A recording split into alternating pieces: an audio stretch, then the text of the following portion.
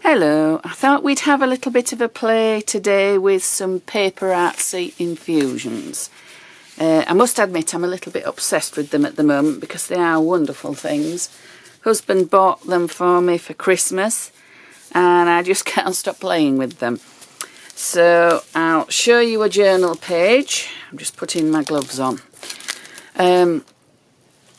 This journal page is using, let me see, slate blue infusions, which as you can see has got blues and greys and a little bit of brown. The background is some tissue which I've coloured with the infusions. I'll show you that technique. I've also then stamped onto some of the tissue and put this wording over the top, which is a stamp by Alison Bomber for PaperArtsy. I've die cut some black card and just put it at the side because I think that's just enough for this page. So I'll show you how I created this paper, but I'll do it with a slightly different colour this time. I think we'll try Royal Blood, which is a blue from PaperArtsy. I will show you one of the other coloured papers that I've created. This was done with Rusty Car. I'll just separate it. You get 2 sheets for the price of 1 with this technique. And as you can see, it's quite transparent.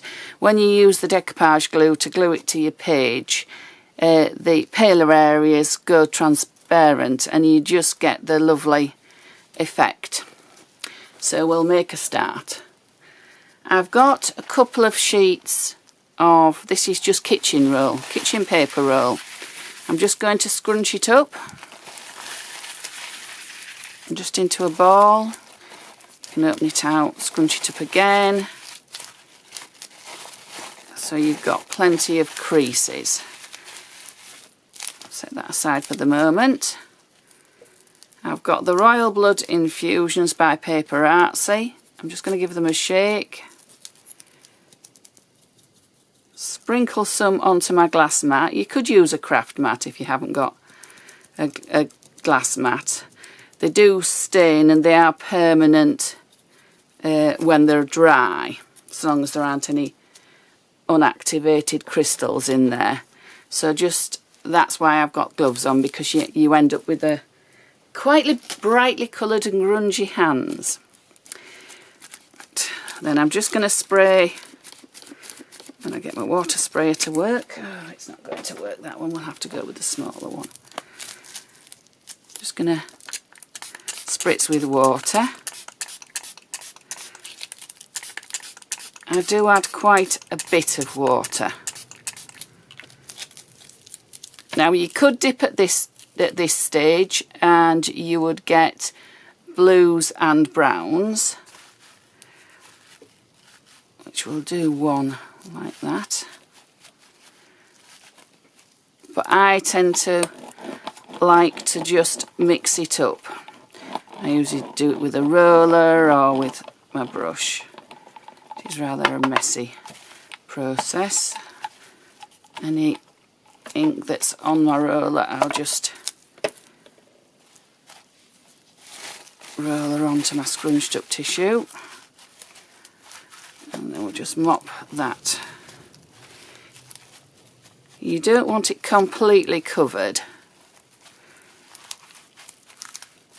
You just want some areas of white as well as the colour. It looks rather dark, but we add more water. And then you can clean your mat. Scrunch these up again.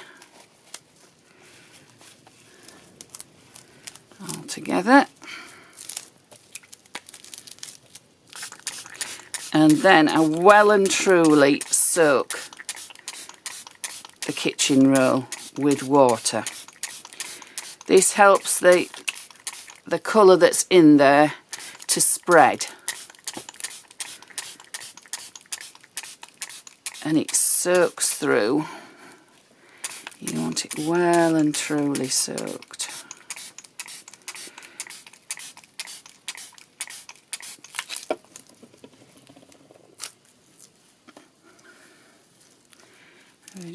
little bit more.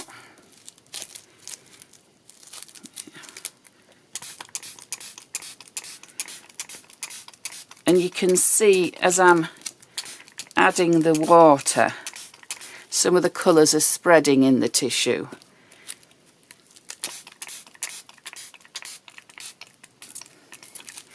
You can make your colours as dark or as muted as you want, basically by choosing how many infusions you have on your glass mat, how much water you add. But you do want to have it completely soaked so that the infusions travel through the kitchen roll. So we've got that far.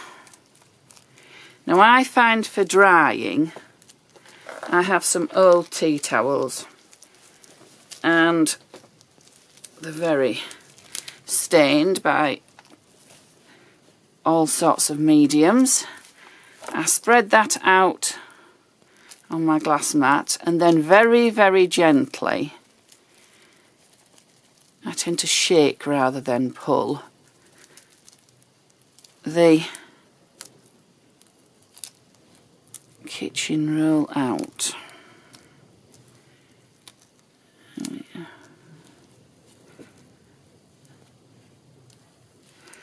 And you'll see you get quite a nice, almost marbled effect. Sometimes you'll get little bits of pink or blue or yellow.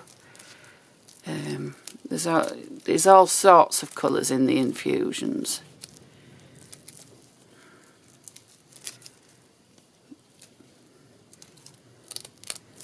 There we are, that's the second one.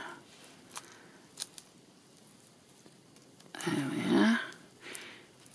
Now, you can either leave it to dry, just naturally, or you can dry it with a heat gun. I tend to dry it with a heat gun. But what I do before I dry it is I just get a sheet of paper, which I'm just scrabbling about trying to get one.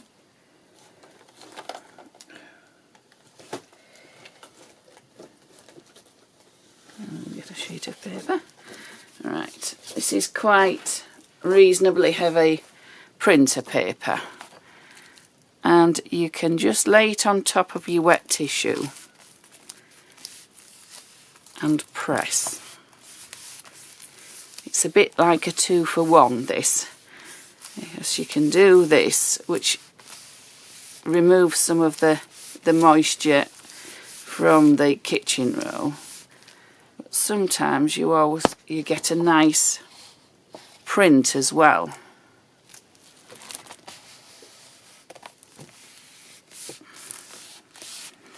I haven't got so much of this one because I don't think I've added as much water as normal. But in the past I've got a lot more colour onto my printer paper.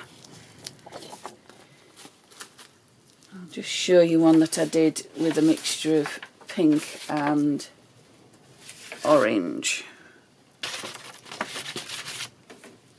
This one. And it got some lovely effects. I pressed that a couple of times, but I did have a lot more water on that one. I could add more water and get this to spread more, but I think it is fine as it is. So I'll dry that and then you can see what it looks like. Alright, so we're back and our kitchen roll is dry. Almost, that corner's a little wet still, but as you can see, it looks completely different when it's dry. You get a lot more detail with the creases and everything. And the thing that I love about this is for each sheet that you've done, you get 2 sheets. Because once you separate it, you get another sheet. So, I'll just set that aside for the minute. This is the first one, which you can see has got some nice dark colours, but a pale area as well. The back is a little bit paler, got a little bit more interest. But this is the second sheet, which is a lot paler, but has some lovely interesting visual texture. So it's got the blues, and as you can see in quite a lot of the areas there's little patches of blue with a brown edge. The brown edge is the walnut ink, which doesn't react as quickly as the other dye ink that's in the infusions. So you get a lovely vintage look. So that's the first sheet. This is the second sheet, again quite a dark one for the top one. More mottled underneath. But then when we separate them, you usually find at a corner there's a bit that's already started to separate into two layers. It's just sometimes a challenge finding a bit that's separated.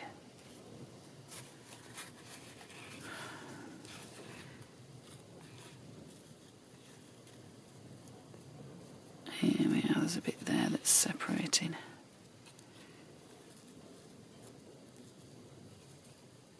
Here we are. Once you find one little bit, just gently pull it apart. Away for a minute. So you can see this is the top layer. I've put it onto some white paper so you can see better. And there's some lovely effects in there. If I wanted it a little bit more muted, I could go to the underneath and do it upside down. There is a little bit of pink here and there.